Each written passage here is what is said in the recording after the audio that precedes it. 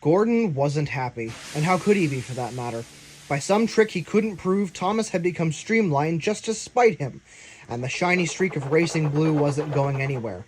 By chance, Gordon met Spencer at Brendam Docks one morning. I know we've had our differences in the past, Gordon, but I feel as though this matter between you and Thomas is a bit more important than that. How so? Well, this isn't just a petty feud between you and a tank engine. Thomas is threatening the honor and prestige of all streamliners, Sudrian and English alike. It isn't right that a tank engine is streamlined. It just isn't proper. Well, his streamlining isn't going anywhere anytime soon. In other words, I'm stuck. Then pay Thomas out. How? Just then, the answer puffed into the yard. Yeah, Salty, here's today's clay shipment. Please be careful with it. Getting it across the junction at Wellsworth at 9 o'clock with all the traffic is hard enough as it is, so please don't make my trip for nothing. Relax, Fergus, it'll be just fine here, me hearty, don't you worry. I'll put Porter on the clay detail. Maybe it's time Thomas and I settled who really is the fastest. Good morning, Thomas. How does it feel to have streamlining and yet still be a silly little tank engine? You great galloping sausage, I'm not a silly little tank engine. In fact, I bet I'm faster than you any day. Oh, really? Well then, why don't you prove it? Name the time and the place. Tomorrow morning, 9 o'clock. Farquhar Station. Both of us southbound with 2 coaches. First one past the signal onto the single track wins and is the fastest engine on Sodor. You're on.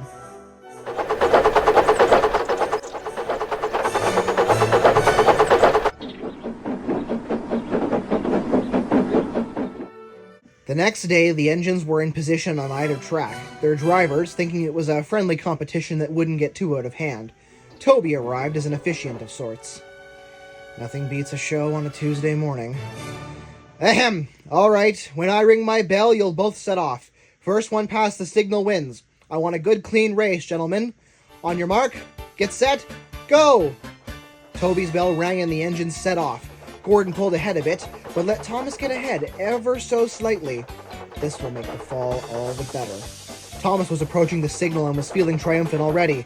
Ha ha! Who's the fastest engine now?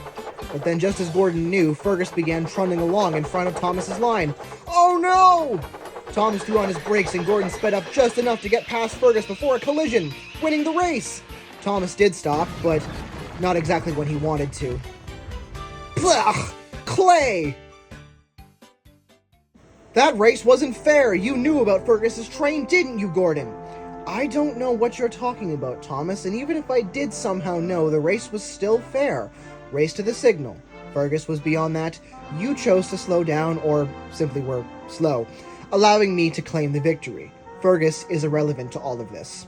Deep down, Thomas knew that Gordon had slowed down for a bit to let him get ahead, but he didn't want to admit he was slower than Gordon and dropped the subject.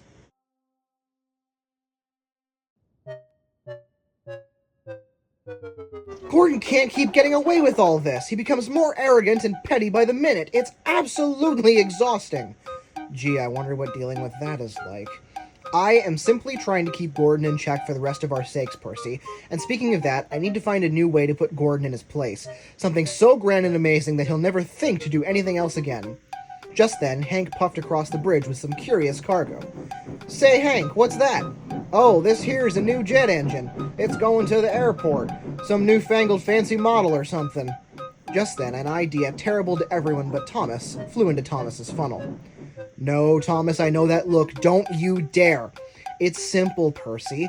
We just take Gordon's Express, add streamlined me with just a hint of power from that jet engine, and we have the fastest passenger service this island has ever seen.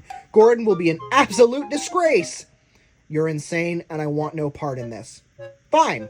I'll get someone else to help me.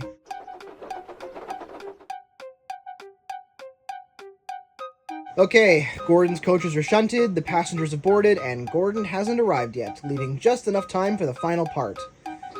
Okay, so just gotta bump this jet engine hard enough into the train so it couples and the switch gets thrown.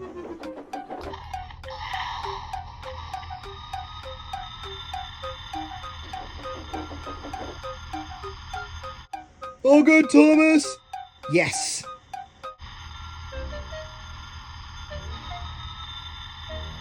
Why is this taking so long?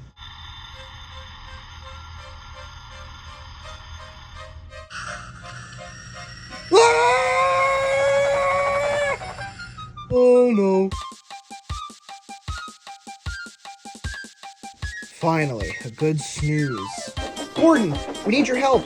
Thomas is a runaway and cannot stop. Get someone else to help. I'm resting before my express. Yes, but Thomas has somehow gotten a jet engine attached to the back of the express, and now he's hurtling down the main line. You're the only one fast enough to get in front and slow him down without causing further damage. Why should I care? Thomas has been an insolent little puffball for the past few weeks.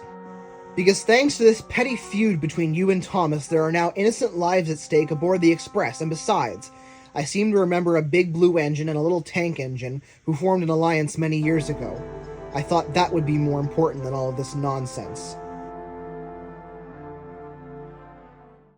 "I'm sorry I was cheeky," said Thomas. "That's all right, Thomas. You made me laugh," replied Gordon.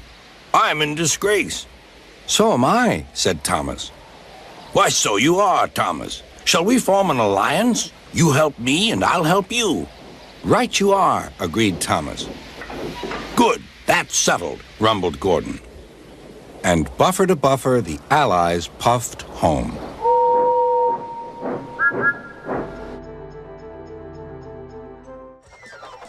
Help, help, I can't stop, help!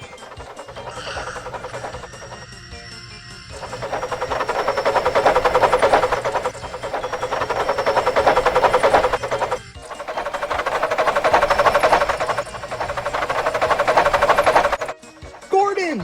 Save it for later, we have to slow you down! Gordon and Thomas put all their force against the train, but it was no use.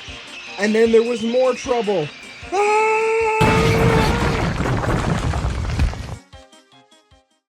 A few days later, the two engines awoke in the steamworks with an angry fat controller looking up at them. Thomas and Gordon, I do not know what's gotten into you two. Gordon, I don't appreciate engines racing along the main line, and Thomas, I don't even understand how you managed to create a jet-powered express.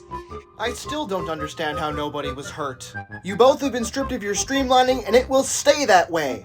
You'll also both be put on garbage duty until I see fit to put you back at your regular jobs.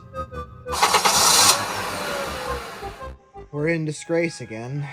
Yes, but we hopefully still have the one thing that we forgot about, which of course put us in this mess. And what would that be? Our alliance, Thomas. Our alliance.